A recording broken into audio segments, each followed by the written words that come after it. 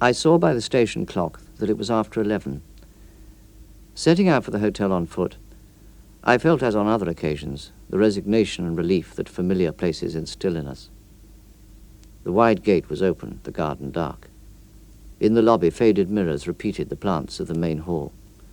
Strangely, the owner did not recognize me, and he shoved the register forward. Taking up the pen, which was attached to the desk, I dipped it into the bronze inkwell, leaned over the open book, and experienced the first surprise of the several that night would give me. My name, Jorge Luis Borges, was already there, and the ink was still fresh. "I thought you'd gone up already," the hotel keeper said. Then, staring, he corrected himself. "Excuse me, sir, the other man looks very much like you, but you're younger."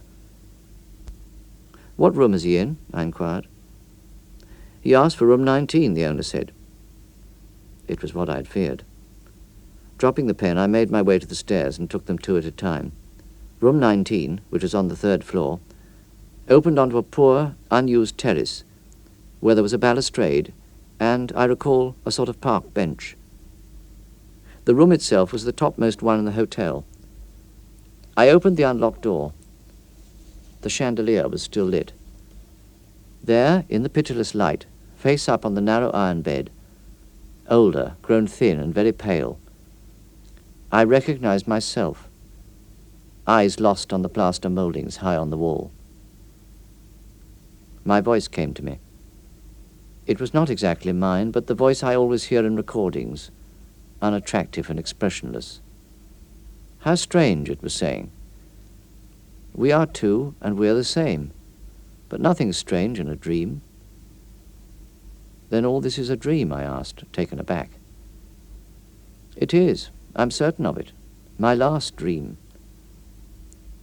With his hand, he indicated the empty vial on the marble-top night table.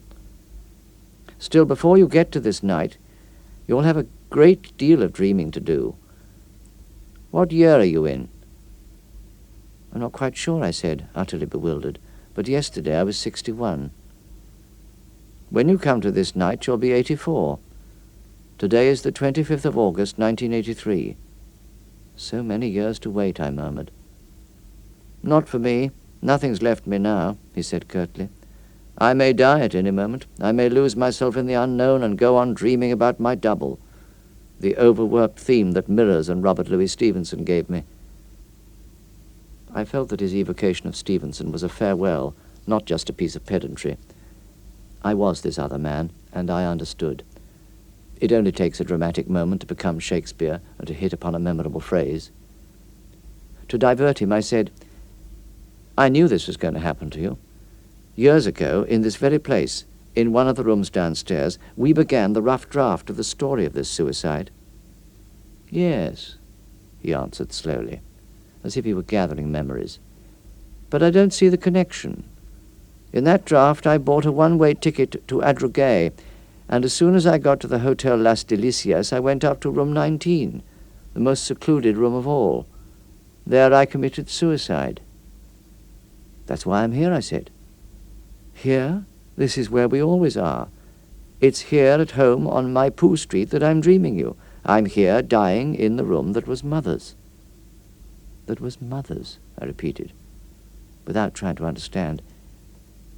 I'm dreaming you in room 19 on the third-floor terrace of the hotel. Who's dreaming whom?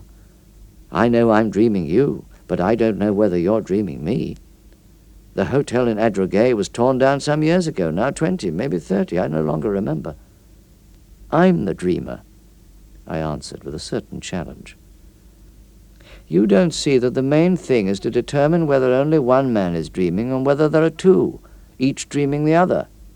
I'm Borges, who saw your name in the hotel register and came upstairs. No, I'm Borges, who's dying on Maipú Street. There was a silence, after which the other man said, Let's put this to a test of some kind. What's been the most terrible moment of our life? I bent over him, and the two of us spoke for a while. I know that we both lied.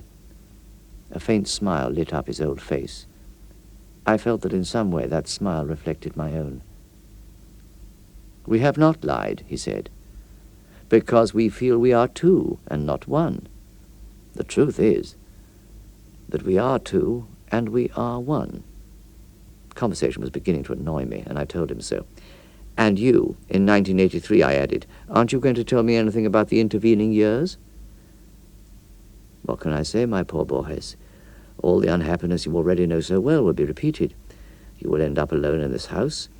You will run your hands over the books, which will have no letters, over the miniature portrait of Swedenborg, over the wooden tray with the Swiss Federal Cross on it. Blindness is not darkness. It's a form of solitude. You will visit Iceland again. Iceland of the seas. In Rome you will recite lines from Keats, whose name, like everyone else's, was written in water. I've never been to Rome. There are other things, too. You will write our best poem, which will be an elegy. On the death of, I said, not daring utter the name. No, she will outlive you. We fell into a long silence. You will write the book we both dreamed about for a long, long time, he went on. Around 1979, you will realize that your so-called work is little more than a series of drafts, of assorted drafts, and you will give in to the vain and superstitious temptation of writing your great book, the same superstition inflicted on us by Faust, by Salambo, and by Ulysses. Unbelievably, I filled page after page. And in the end, you knew that you had failed. Something worse. I knew it was a masterpiece, in the most oppressive sense of the word. My grand design never went beyond the opening page or two. The rest was all labyrinths, knives, a man who thinks he's a reflection that thinks it's real, the tiger of the night, battles that come back in one's blood, Juan Morana, blind and doomed, Macedonio Fernandez's voice, the ship made of the fingernails of the dead, evenings spent reciting Old English. That museum is quite familiar, I remarked, not without irony.